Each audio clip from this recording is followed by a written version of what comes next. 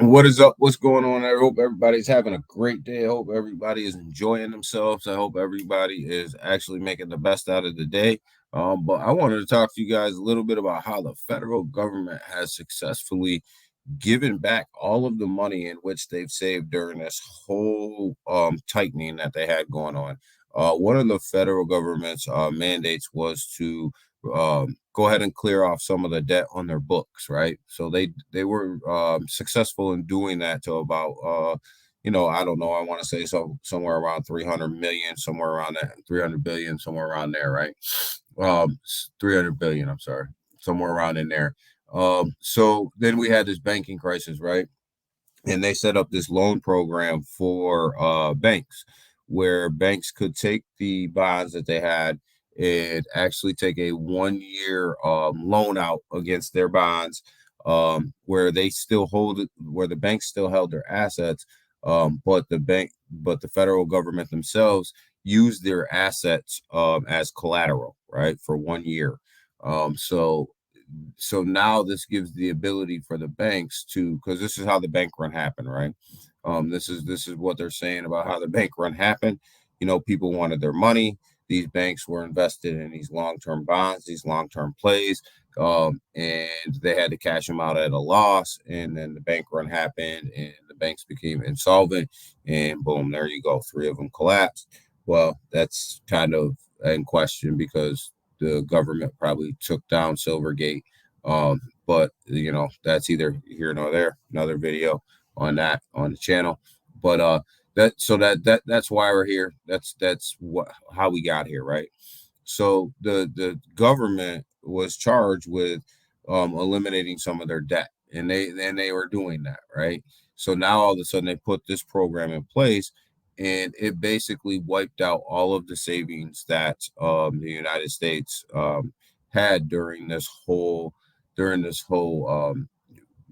interest rate hikes and clearing money off their balance sheet and everything that we've been going through forever now. It seems like they basically just wiped it off to make basically a net zero, because of this loan program that they're giving to these big, huge banks. And we're going to get into who's eligible and who's not eligible, what banks are eligible and what banks are not eligible to participate in this program, or who the government believes is worthy of saving and who they're not worthy of saving. So, here we go. So they roll out this program right here. The Fed wants to provide liquidity to eligible institutions, right? So that this is what we're talking about with the loan program, right? You take that, you take your assets, you take a loan out against your bonds, your assets, your long-term assets for a year. And then right here, the U.S. Bank, the U.S. banks, they've already borrowed like 165 billion dollars from this fund already to date. So, if this doesn't tell you that these banks have been making bad investments for a long time, I don't know what does. They've already sucked up 165 billion dollars of this fund. They've already sucked it up, and this is pretty rough, guys. This isn't looking good, right?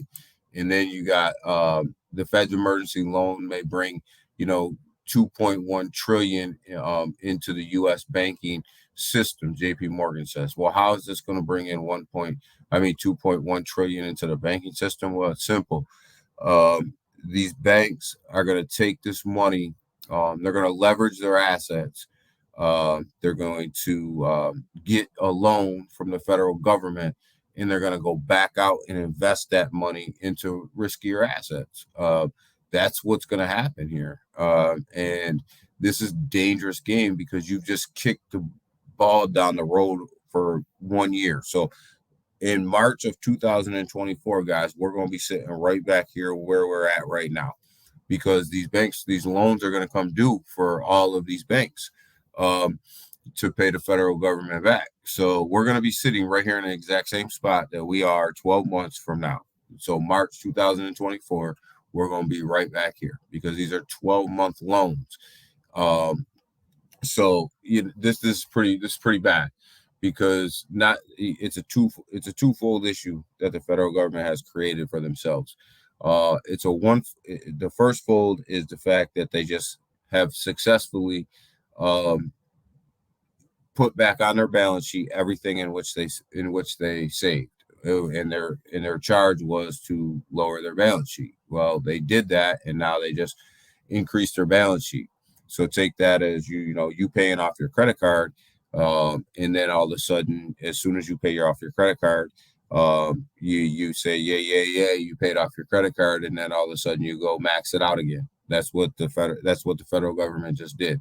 They just paid off they paid off a large portion of their credit card, and then they just went out and maxed it out again. And that's what happened.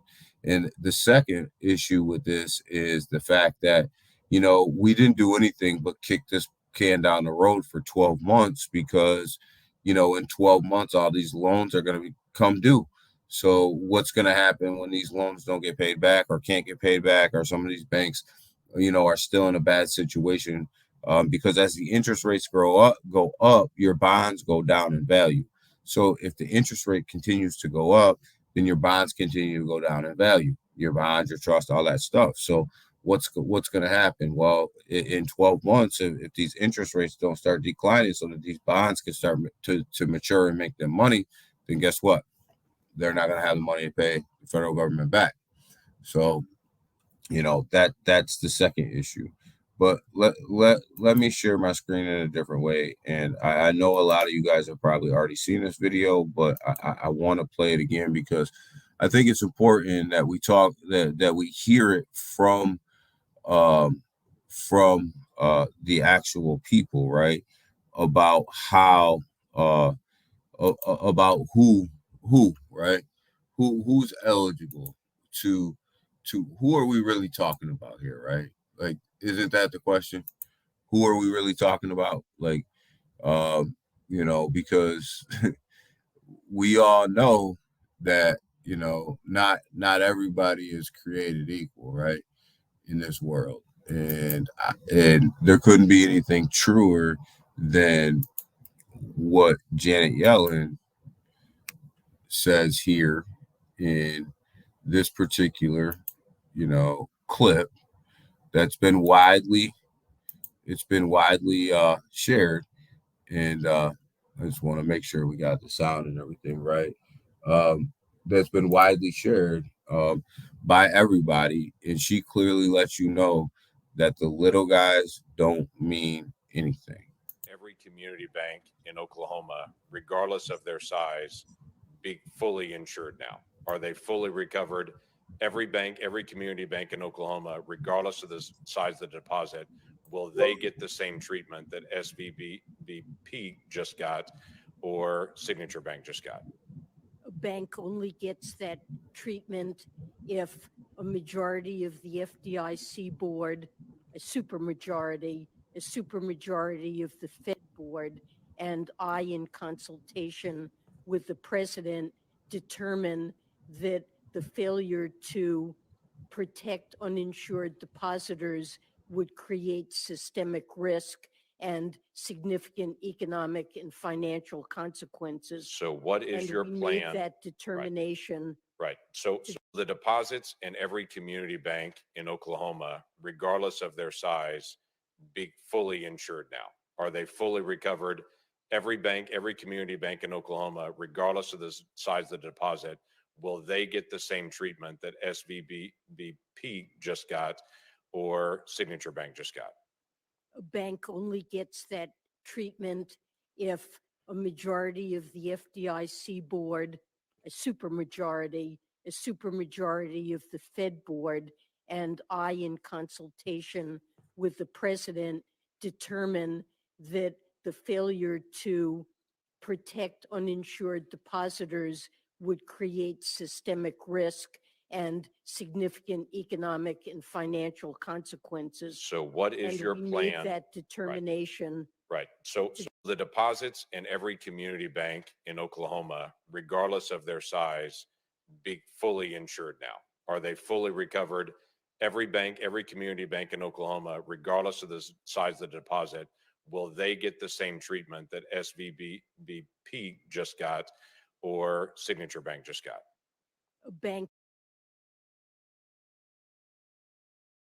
So as you guys can see, the small banks don't get the same treatment as the larger banks, which lets you know that they're not worried about the smaller community banks. They're not worried about the smaller banks. They're not worried about all that. They're worried about these big banks and bailing them out. And now with the slush fund, and I call it a slush fund that's set up, it in the fact that they're actually doing this gives the executives at these bigger banks even more leeway to go play with more money and make the same bad investments that they've been making and then get bailed out.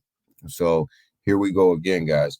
This is absolutely ridiculous policy, um, and absolutely ridiculous politics and a ridiculous banking system. This banking system's broke, needs to be fixed. It's broke, doesn't work. And you know, these guys are out here leveraging your money the same way that these cryptocurrency centralized exchanges are leveraging your money that went down, and they're crucifying these cryptocurrency exchanges and yet bailing the banks out. This makes no sense. It absolutely is it's this is borderline criminal. What the federal government is doing right now is borderline criminal. With what they're doing with your money. So you know, I mean, I'm gonna call it like I see it. I don't care. You know, people can disagree with me. They can do whatever, but you know, this is criminal. Almost.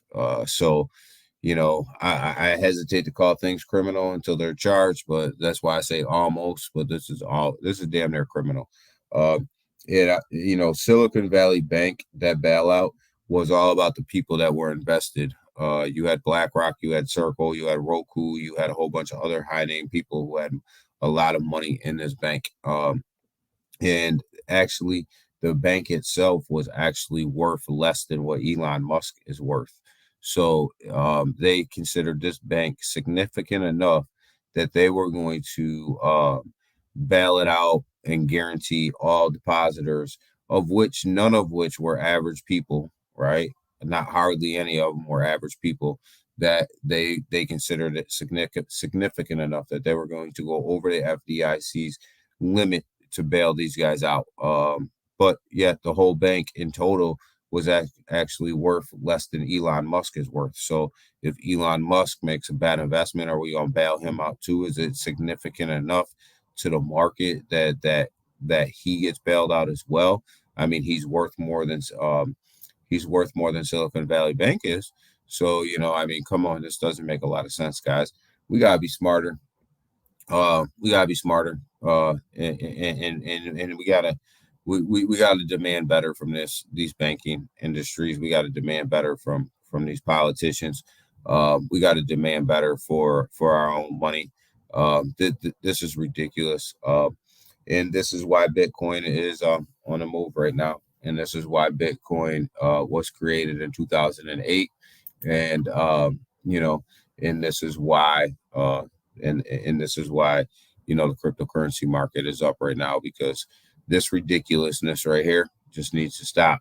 So, you know, you guys go ahead. We'll keep you guys up to date on what's going on in this banking industry, and how it's an absolute joke. And you guys can go ahead and like this video. Go ahead and subscribe to this channel and share this out. Appreciate you. Appreciate your time. If you disagree with me, leave a comment. I would love to hear from you. But yeah, go ahead. But if you disagree with me, make sure you come with facts, because you know we just showed you receipts. All right, bye.